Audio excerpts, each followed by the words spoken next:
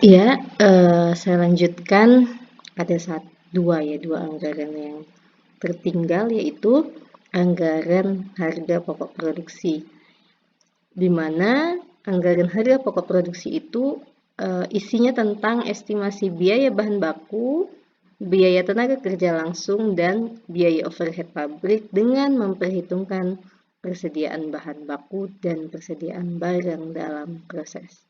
Nah, itu berarti menyangkut anggaran yang sebelumnya ya. Saya sudah kopikan ini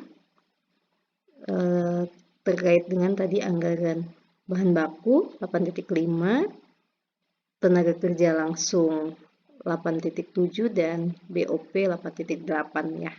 Nanti biar bisa melihat gitu. Nah, tetap PT-nya adalah PT Intan Bersaudara. Ini anggaran harga pokok produksi ya. Bahan bakunya adalah persediaan bahan baku awal 3750 ya. 3750 ini didapat dari mana? Kita lihat di bahan baku awal ya. Awalnya adalah 3000 ya, dikali per unitnya 1250. Jadi ini persediaan awal. Sebentar saya ganti warna hijau, yang beda aja ya, biru deh. Jadi persediaan awalnya diketahui 3000, harganya 1250, maka dapatlah ini. Persediaan bahan baku, pembelian bahan baku. Lalu pembelian bahan baku ini diketahui 43.200 ya, kita kesini. Lalu bahan baku tersedia siap dipakai dijumlah. Persediaan barang baku akhir, kita lihat nih. Persediaan barang akhir adalah 3 di bulan Januari ya, 3360 dikalikan dengan 1250, hasilnya 4.200.000. Ini dimasukkan ya. Lalu bahan baku yang digunakan berarti bahan baku yang tersedia dipakai itu dikurang dengan yang akhir, dapatlah bahan baku yang digunakan ya. Kemudian tenaga kerja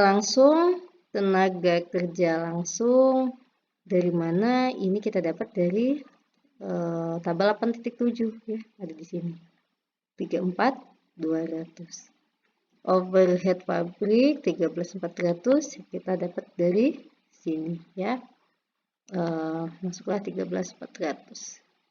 Setelah itu dijumlahkan, dapatlah jumlah biaya manufaktur, berarti dia biaya produksi ya, produksi langsung.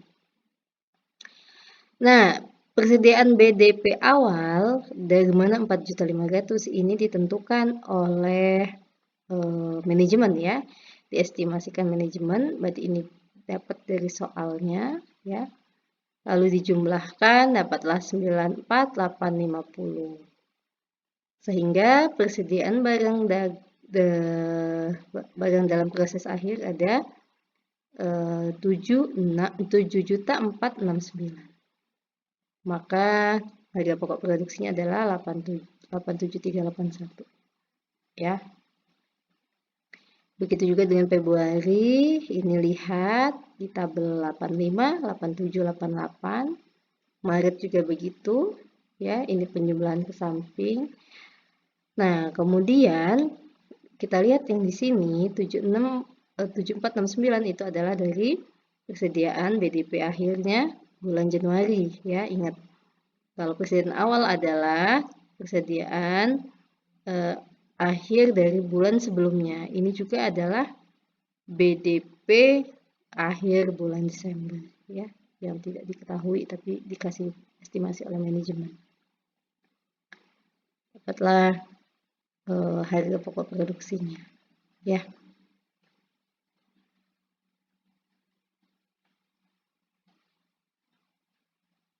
Ini mudah-mudahan bisa dipahami ya, terus mungkin bisa diestimasikan kembali nilai-nilai yang di alat peraga atau tabel-tabel sebelumnya. Lalu kalau ini dari mana? Ini kan harga pokok produksinya nih. Kita mau cari berapa sih harga pokok produksi per unit gitu kan? Satu unitnya berapa? Ini kan harga pokok produksi Januari, ini Februari, ini Maret. Lalu berapakah harga pokok per unit dibagi dengan produksinya? Dari mana dapat ini? Ini diketahui di sini ya, di anggaran kebutuhan pembelian bahan baku. Di awal ya disebutkan tabel 8.4 juga kalau nggak salah menyebutkan. Ini jadi sini. Di masing-masing inilah harga pokok produksinya per unit. Ya. Kemudian satu lagi adalah anggaran beban pokok penjualan. Anggaran beban pokok penjualan ini isinya tentang estimasi harga pokok produksi, persediaan barang jadi awal, dan persediaan barang jadi akhir selama periode anggaran. Anggaran beban pokok penjualan ini berasal dari anggaran produksi dan anggaran harga pokok produksi. Ya, ini jadi ini PT-nya sama, anggaran beban pokok penjualan. Dari mana dapat ini? Yang pertama tabel ini ya, baris ini itu dari anggaran yang tadi kita barusan cari. Anggaran ini, pokok produksi. Nah, tinggal dipindah ke sini.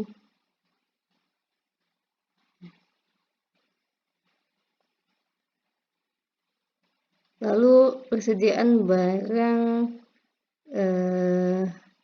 barang jadi awal. Persediaan barang jadi awal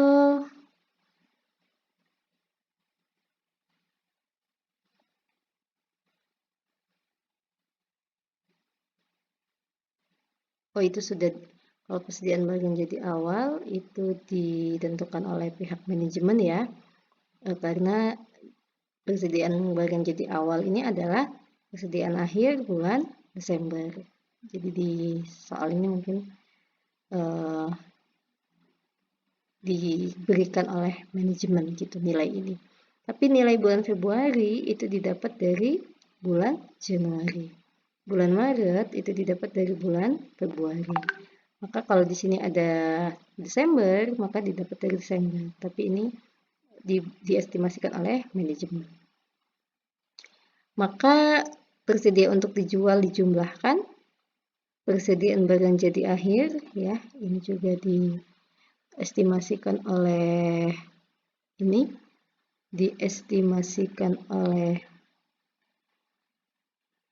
manajemen. Kita lihat coba sebentar ya.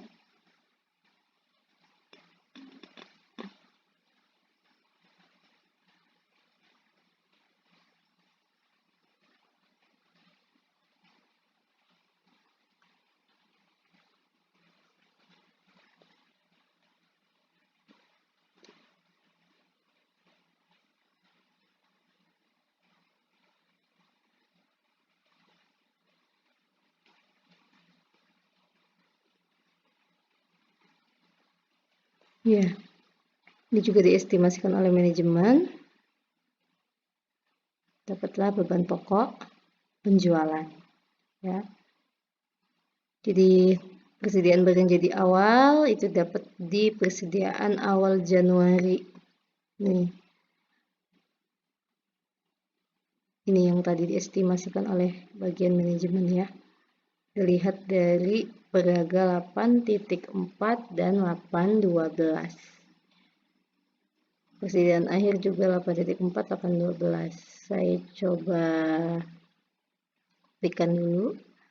8.4 sebentar, apakah ada di sini 8? Oh, tidak ada ya. 8.4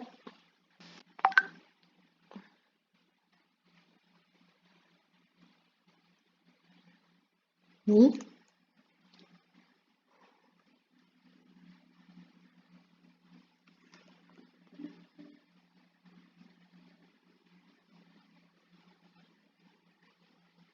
Saya simpan di sini. Nah,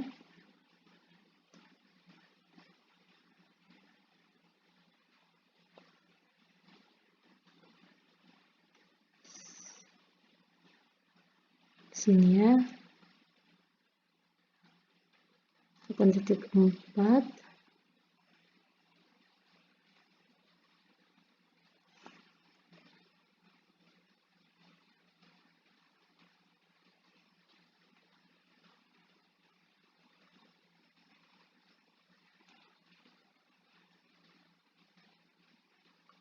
sambil dilihat skenanya ya.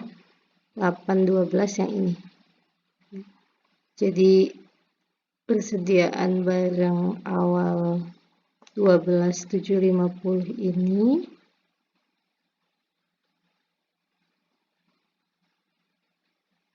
ya adalah 2.500 ini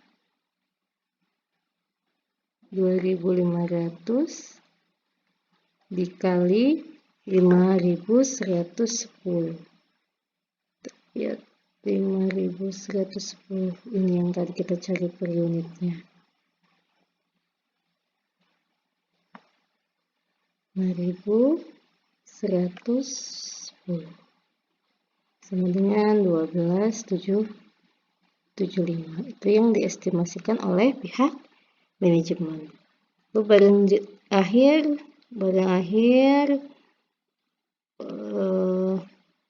bulan Maret ya, dicontohkan ini. Atau ini kita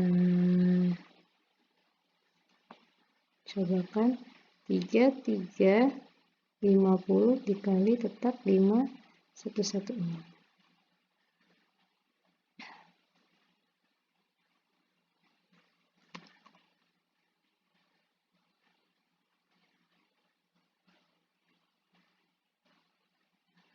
Tiga 3.00 ya. Ya, 3.350 maksudnya. 3.350 dikali 5.110 sama dengan 17.118 500 ini ya. Ini kali tetap yang tadi ini. Itu juga dengan bulan Februari dan Maret ya, tinggal dijumlahkan. Maka selesai anggaran beban pokok penjualan. Nah, ini adalah anggaran laba rugi. Anggaran laba rugi ini yang terakhir ya. Dia berasal dari alat peraga 8.2 dan 8.13. 8.13 yang baru kita kerjakan, 8.2 saya kopikan biar mudah melihatnya ya. 8.2 adalah anggaran penjualan.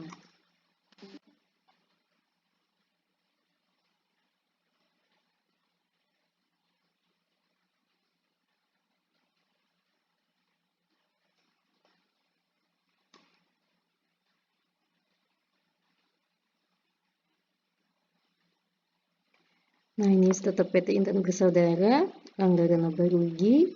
Ini pendapatannya. Pendapatannya dari mana? Dari yang pertama harga jual ya, dikali berapa. Berapanya tuh 50.000. Kita lihat 50.000. 50.000 itu adalah jumlah yang diproduksi. Jumlah yang diproduksi. 8.2 nih ya, jumlah yang diproduksi selama 3 bulan. Jadi ini adalah anggaran laba rugi sampai dengan 31 Maret. Jadi semuanya 50.000 adalah Januari ditambah Februari ditambah Maret. 50.000 ya, kita kali dengan harga jualnya sama dengan 450.000. Beban pokok penjualan kita dapat tadi di 8.13 tadi beban pokok penjualan seluruhnya adalah ya, karena ini kita berbicara 3 bulan ya, jadi diambil jumlahnya ini ya, dikurangi dapatlah laba kotornya 196.212. Lalu di ini hanya biaya beban pokok penjualan. Ada biaya operasi lain. Ini ada, nanti kalian lihat di tabel 8.9, 78420, 8.9,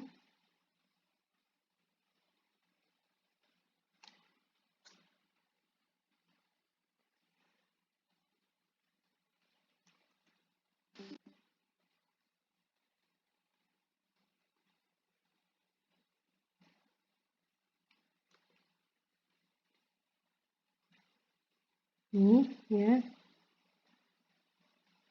78420, dia termasuk penyusutan. Ini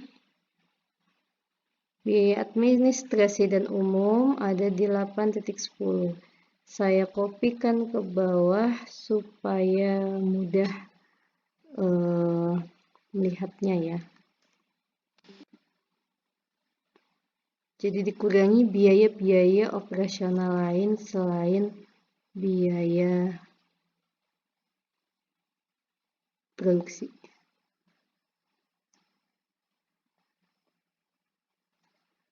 Tiga 150 ini ya yang dimasukkan ke sana.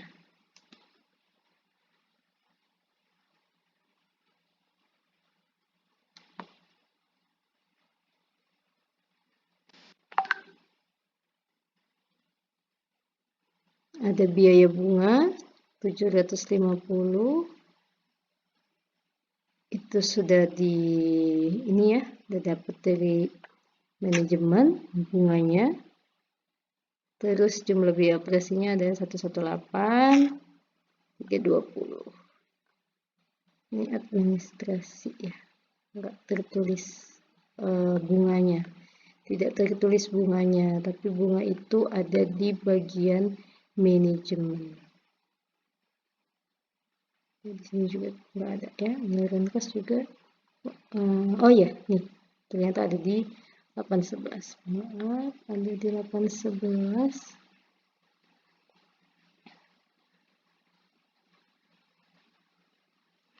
Bunga yang 3 bulanan langsung dibayar itu ya.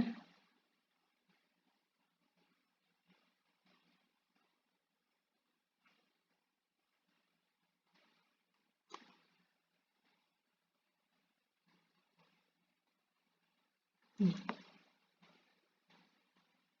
750 ya, dijumlahkan dan dikurangi dengan tadi laba kotor, dapatlah laba bersihnya 77.892, 70.892.000.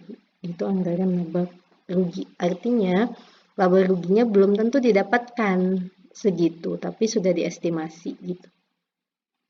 Kemudian anggaran laporan posisi keuangan ini menyajikan aset, kewajiban, dan ekuitas ya. Ini ada saldo, tanahnya, gedung, saham, laba ditahan. Lalu disajikan ini ya.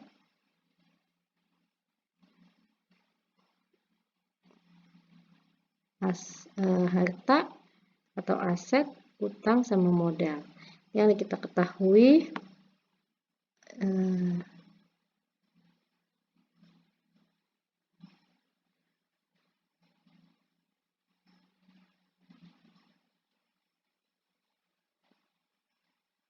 dari mana nilai-nilai ini didapat dari tabel-tabel di awal ya.